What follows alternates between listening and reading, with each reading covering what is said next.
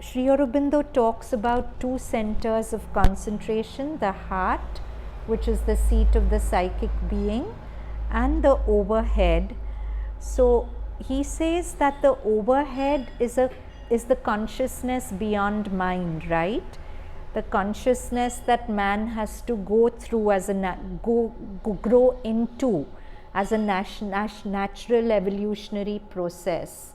And this consciousness overhead, by its nature, is impersonal. Impersonal means free of the ego.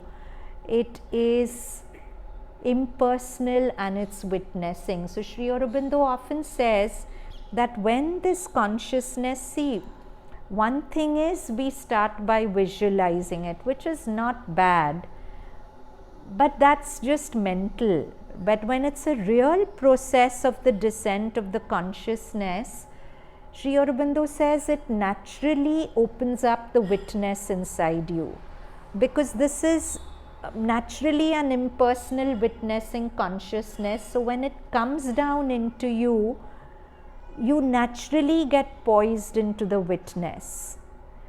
And we feel that positioning in the witness as peace sometimes, as love sometimes, as light sometimes, because all these are characteristics of the witness. The very fabric of the witness inside us is love, peace, joy, power, all that.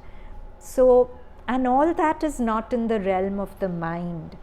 So, I think the only hope for our species is to somewhere break through to this consciousness beyond the mind. The consciousness beyond the mind is this impersonal witnessing consciousness. Because so long as we stay in our mind, we are always going to create conflict for ourselves, for others, because our sense of I survives on conflict. And yeah, positive thinking and all helps to an extent, but only to a very limited extent. Finally, to be free of it, we have to find our poise in something more. So I remember when I was a few years back, as you know, I teach yoga in standards 9 and 10 as an ICSE subject. So there was one girl who was somehow very troubled, and she constantly got into conflicts with everyone around. She thought the whole class was her enemy, her family was her enemy. Everywhere she only saw enemies. And we kept trying to do whatever, nothing was really helping. Whole standard 9 went like that. Then standard 10, part of the syllabus is watching thoughts. It's a very integral part of the syllabus which comes again and again.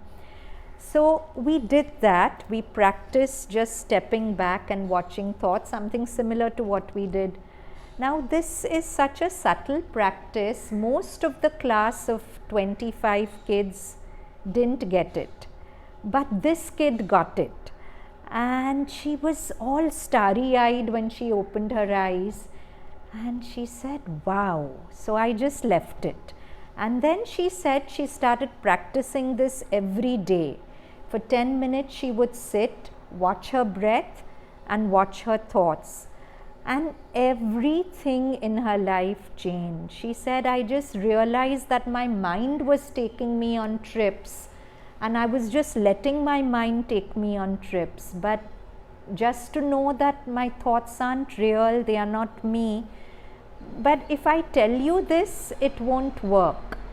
You have to experience this for yourself. Like I'm saying, all my star yoga students didn't get it, because this is a very subtle thing and you have to be spiritually ripe to get it. But this child got it. And that's why Eckhart Tolle says, the more dense your pain body is, the more potential you have to awaken. And I always see it. The more troubled people are, when they turn around so fantastically. So that's the power of witnessing, to be able to step back and watch thoughts.